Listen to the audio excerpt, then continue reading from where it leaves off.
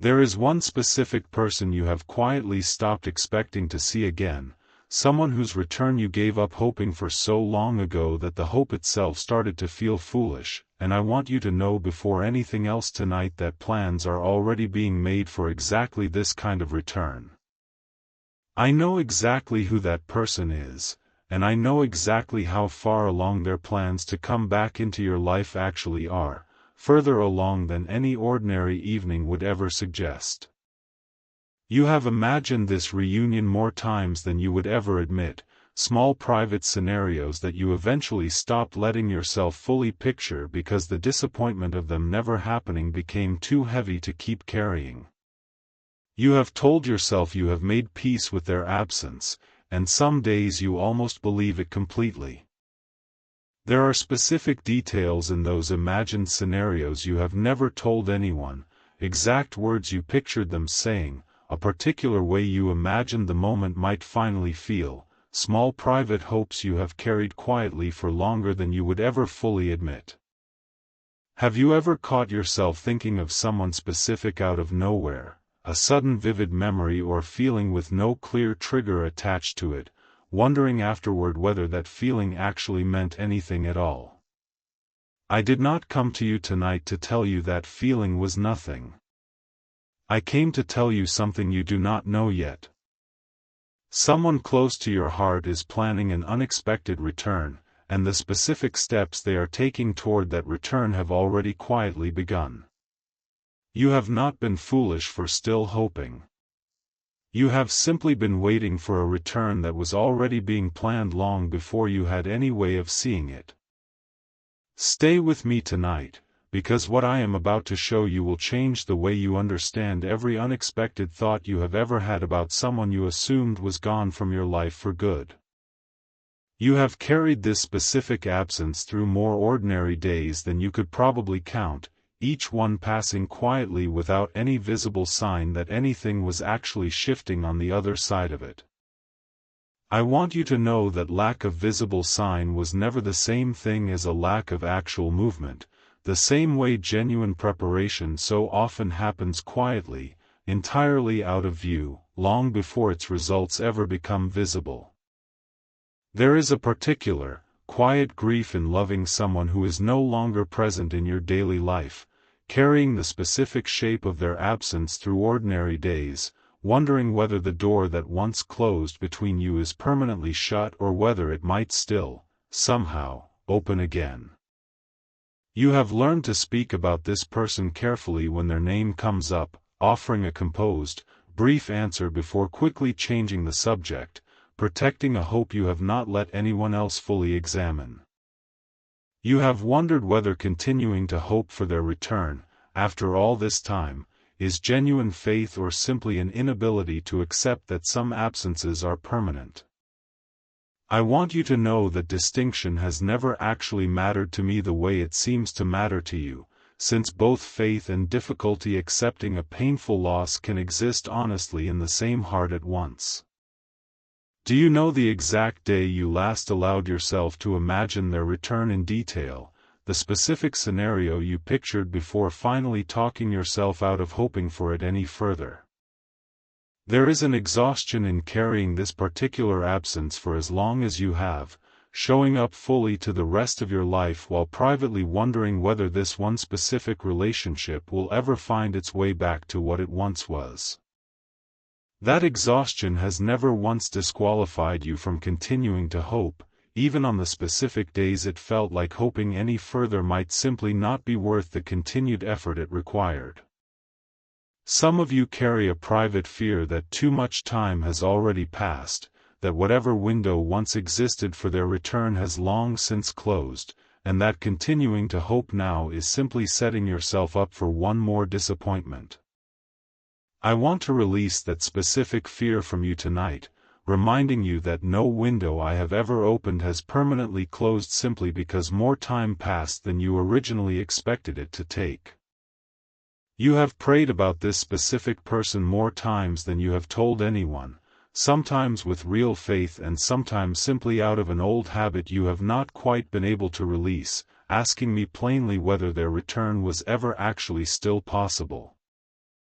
I see the version of you that has built a full life despite this absence, and the version that still, on certain quiet nights, wonders about this exact person, and I want you to know both versions are equally known to me, equally loved by me, neither one required to have this fully resolved before you come to me honestly about it. There is a particular tenderness in how carefully you have protected this specific hope over time, rarely speaking it fully out loud, and yet never quite managing to fully release it either, no matter how many years have passed without any visible change. I have watched that quiet protection closely, aware of exactly how much it has cost you to keep carrying, and I want you to know it has never once gone unnoticed by me, even during the years it felt entirely invisible to everyone else around you. You are not foolish for still hoping. You are not wrong for still wondering. You are simply someone who has not yet been shown how close this particular return already is. When someone's absence stretches on this long, it becomes tempting to protect yourself by deciding in advance how you would respond if they ever did come back, sometimes hardening your heart so completely that an actual return might be met with resentment rather than welcome. There is a story Jesus told, familiar in its broad strokes but easy to misread in its details, about exactly this danger: a father with two sons, the younger of whom demanded his inheritance early and left home entirely, squandering everything in reckless living before finally returning home in humility, expecting nothing more than to be treated as a servant. His father saw him from a distance, ran to him, and threw a lavish celebration, overjoyed that his son who was once lost had finally come home. The older son, who had remained faithfully at home the entire time, refused to join the celebration, telling his father angrily that he had never received so much as a young goat to celebrate with his own friends, despite years of faithful service, while his brother, who had wasted everything, was welcomed home with a fattened calf.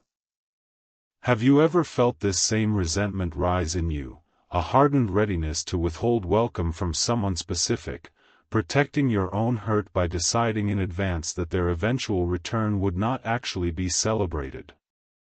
Some of you have done a quieter version of exactly what the older brother did, rehearsing the resentment you would feel if this specific person ever did return, preparing a guarded, withheld welcome rather than trusting that reconciliation might actually be worth celebrating fully when it finally arrives. Consider how understandable the older brother's resentment actually was, given years of faithful, unrewarded service compared to his brother's reckless departure, a fairness he had every reasonable right to expect and did not receive. You may be carrying a similar reasonable resentment right now, weighing your own faithfulness against someone else's absence, wondering why loyalty seems to require so much more patience than departure ever seemed to cost the other person. I want you to release that particular comparison tonight. Faithfulness was never meant to be measured against someone else's failure, only against the steady, quiet integrity you have already been living out this entire time. None of this makes you bitter beyond repair. It makes you human, protecting a wound the same way the older brother protected his own sense of fairness, understandably reluctant to celebrate someone whose absence has already cost you real pain. The father in that story did not condemn his older son for his anger, but he gently reminded him that everything he had was already his, and that celebrating a return was never a betrayal of his own faithfulness. I am not asking you to pretend this person's absence did not hurt. I am asking you to trust that when their return finally comes, celebrating it will cost you nothing that was ever truly yours to lose. I want you to hear something important underneath this warning. Whatever resentment has quietly hardened in you during this absence, I am not asking you to release it all at once tonight. I am simply inviting you to notice it, the way the older brother's resentment is now remembered as a warning rather than the model of faithful love, and to consider softening it, even slightly, before this return actually arrives. There is a story in Scripture, easy to overlook among longer, more dramatic accounts, about a return that was carefully, courageously planned rather than simply hoped for, and it is the clearest picture I can give you tonight of what is currently being arranged for your own reunion. Onesimus had once been a slave in the household of a man named Philemon, and at some point he had fled, likely stealing from his master in the process, eventually crossing paths with the Apostle Paul while Paul was imprisoned. Through that encounter, Onesimus came to genuine faith, becoming, in Paul's own words, someone useful to him, a son in every sense that truly mattered despite having no blood relation between them. Paul made a deliberate, courageous decision to send Onesimus back to Philemon, not simply released into freedom elsewhere, but returned directly to the very household he had fled, carrying with him a personal letter from Paul urging Philemon to receive Onesimus not as a runaway slave any longer, but as a beloved brother. Have you ever needed someone else to advocate on your behalf before you could courageously return to a relationship you had once fled or damaged, uncertain whether reconciliation was even still possible after everything that had happened? Consider the specific courage required for Onesimus to actually walk back into that household, having no guarantee whatsoever that Philemon would receive Paul's letter with the grace Paul was clearly hoping for. He had every reasonable excuse available to stay away permanently, choosing safety over the real risk that reconciliation might not actually happen the way Paul's letter hoped it would. That same choice may be facing whoever is currently preparing to return into your own life, the option to remain safely distant or the harder, more vulnerable option of actually following through on the reconciliation being prepared. Paul's letter to Philemon is remarkably personal, asking him to welcome Onesimus the same way he would welcome Paul himself, even offering to personally cover any debt Onesimus still owed. This was never a return made carelessly or without real planning. It was a deliberate, carefully prepared reconciliation, backed by someone willing to advocate fully on Onesimus's behalf. This is what I want you to receive about your own reunion tonight. The return currently being planned by someone close to your heart is not careless or impulsive. It is being prepared carefully, the same way Onesimus's return was prepared through Paul's own careful, personal advocacy, ensuring that when the return finally happens, it happens well. I am advocating for this specific reunion the same way Paul once advocated for Onesimus, preparing hearts on both sides for a return that will be received with welcome rather than rejection. The careful planning currently underway is not a sign this return is uncertain. It is a sign it is being handled with exactly the care a reunion this significant actually deserves. Let me show you what this looks like in a life closer to yours than an ancient household reconciliation ever could. There was a woman named Rosalind, generally private about her own family conflicts, whose younger brother had cut off contact with the family nearly 4 years earlier following a painful conflict neither side had ever fully resolved. She had gone through her own private grieving process during those years, mourning a relationship that felt permanently lost even while her brother remained alive, a specific kind of loss that most people around her did not fully understand. She had stopped expecting to hear from him at all, quietly removing his contact information from the top of her messages and accepting, with real grief, that this particular relationship might simply remain broken for good. Her brother, a man named Theo, generally private about his own emotional process, had spent those same years working through his own version of the conflict privately, attending counseling he had never told his family about, slowly untangling the specific resentment that had originally driven him away. He drafted that message more times than he could count, deleting entire versions he decided sounded too casual or too formal, wanting to strike exactly the right tone for a reconciliation this significant. He began planning his return carefully, writing and rewriting the message he eventually wanted to send, wanting to make sure that when he finally reached out, he was ready to do it well rather than reopening old wounds carelessly. He spent nearly 2 months preparing before he finally sent a message, not the casual, brief kind of message he might have sent years earlier, but a thoughtful, carefully written letter acknowledging specifically what had happened and expressing genuine desire for reconciliation, taking full ownership of his own part in the original conflict rather than offering a vague or partial apology. Rosalind received that message on an entirely ordinary Tuesday afternoon, in the middle of an unremarkable errand run, reading it 3 times through tears before she could bring herself to respond. Neither of them had any way of knowing, during those years of silence, how much careful preparation was actually happening on the other side of that estrangement. Theo's return was never careless or impulsive. It was being planned, deliberately and courageously, long before Rosalind ever received the message that finally announced it. This is precisely the kind of hidden, parallel preparation currently happening in your own story, one person's grief and another person's careful courage unfolding simultaneously, invisible to each other, until the exact moment they finally converge. I am not telling you this story to promise you a specific letter or a specific Tuesday afternoon. I am telling you this so you understand that the return currently being planned for you may be receiving exactly this same careful preparation, the same deliberate courage Theo needed to finally, courageously return.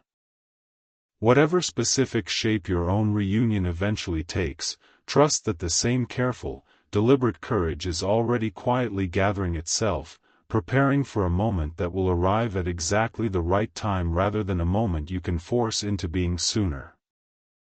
Do you remember the specific person you thought of at the beginning of this, the one whose return you quietly stopped expecting to happen? I want you to hear this now with the full weight it deserves. Someone close to your heart is planning an unexpected return, the same way Paul carefully planned and advocated for Onesimus's courageous return to Philemon, the same way Theo spent months quietly preparing before he finally, courageously reached out to Rosalind. Read that again if you need to. You have spent so long believing that too much time had already passed, that whatever window once existed for this return had permanently closed. That was never guaranteed to be true. Onesimus's return happened years after his original departure. Theo's return happened after 4 full years of complete silence. Neither delay disqualified the reconciliation that was actually being carefully prepared the entire time. This is the sentence I want you to carry with you when you leave this moment tonight. This return was never abandoned. It was being carefully planned, and it is closer to arriving than the length of this absence has ever allowed you to believe. Let me pray this over you now, the way I have already been praying it over you long before tonight. Heavenly Father, I bring before you the one reading these words right now, carrying the weight of a specific absence they quietly stopped expecting to end, missing someone whose return they have almost given up hoping for. Give them wisdom to see this waiting the way Onesimus's delayed return is now understood, not abandoned or forgotten, but carefully, deliberately being prepared for exactly the right moment. Teach them that courage in this specific season often matters more than immediate certainty, the same courage that carried Onesimus back into a household he had no guarantee would actually receive him well, trusting the advocacy already working quietly on his behalf. Give them the same courage Onesimus eventually found, willing to return even when the outcome was genuinely uncertain, trusting that careful advocacy was already working on his behalf before he ever took the actual steps home. Free them from measuring the fairness of this waiting against anyone else's timeline, understanding that a long absence was never evidence that reconciliation had become impossible, simply evidence that real preparation was still genuinely underway. Heal whatever bitterness has quietly hardened in them during this absence. Remind them of the older brother in your own parable, and gently invite them to release whatever resentment might otherwise keep them from fully welcoming this reunion once it finally arrives. Give them the same generous heart the father in that parable modeled, running to meet a returning child before any explanation was even offered, choosing celebration over conditions the moment reconciliation genuinely became possible. Give them fresh hope regardless of how much time has already passed, understanding that 4 years of silence did not disqualify Theo and Rosalind from genuine reconciliation, and that whatever length of time they themselves have carried is not disqualifying either. Protect their mind from assuming too much time has already passed. Teach them instead that Onesimus's return happened well after his original departure, and that Theo's reconciliation happened after 4 complete years of silence, neither delay disqualifying the restoration that was quietly being prepared the entire time. Let them measure this waiting not by the calendar, but by the character of a God who has never once considered a delay long enough to make reconciliation impossible, regardless of how permanent the silence currently feels. Let them recognize that careful preparation, however invisible, is often a genuine sign of care rather than neglect, the same way Theo's 2 months of preparation revealed real thoughtfulness rather than continued distance.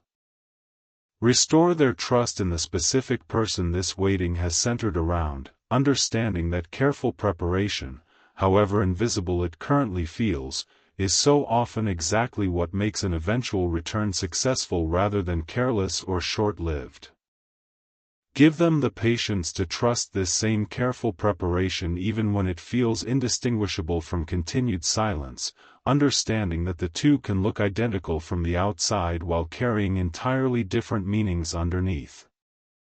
Provide for whatever practical weight makes this particular waiting heavier than it needs to be, whether that is grief over lost time, loneliness in the meantime, or the quiet exhaustion of continuing to hope for a reunion that has taken longer than expected. Let them trust that whatever preparation is currently underway on the other side of their own waiting is being handled with the same careful intention Paul brought to Onesimus's return, and Theo brought to his own reconciliation with Rosalind. Give them breakthrough in the exact relationship where this absence has lasted the longest, and let them trust that the same careful advocacy that once prepared Onesimus's return, and once prepared Theo's reconciliation with Rosalind, is currently preparing their own reunion too. Let them recognize that this same advocacy has been at work in their own life the entire time, quietly softening hearts, arranging circumstances, preparing exactly the right conditions for a return neither side could have engineered entirely on their own. Give them peace tonight that does not require the return to have already happened in order to feel real, a peace built on trusting that careful, well-prepared reconciliation is always worth the wait it requires to be done well. Let this peace remain steady even during the ordinary days that offer no visible sign this preparation is happening, trusting that peace was never meant to depend on visible confirmation before it could be genuinely received. Strengthen them spiritually in whatever remains of this season, so that when this specific return finally arrives, they receive it the way Philemon was asked to receive Onesimus, with full, generous welcome rather than lingering resentment. Let them prepare their own heart now for that welcome, releasing in advance whatever conditions or hesitations might otherwise keep them from receiving this reunion fully once it actually happens. If these words found the exact place in you that needed them tonight, let it be known, even if only to me, even if you never say it out loud to a single other person. Someone else you love has likely been carrying their own version of this same waiting, quietly missing someone specific without ever fully naming it out loud, and they may need to hear tonight that the return they have stopped expecting may already be carefully, deliberately being planned. Let them, 2. Release whatever resentment has quietly hardened during their own waiting, trusting that a generous welcome costs nothing that was ever truly theirs to lose. You have not been foolish for still hoping. You have simply been waiting for a return that was already being planned long before you had any way of seeing it, closer to arriving than the length of this absence has ever allowed you to believe. Carry that truth with you tonight, and in every ordinary day that follows, until the moment this careful preparation finally becomes fully visible. Rest in this tonight. This return was never abandoned. It was being carefully prepared, and it is closer than you know.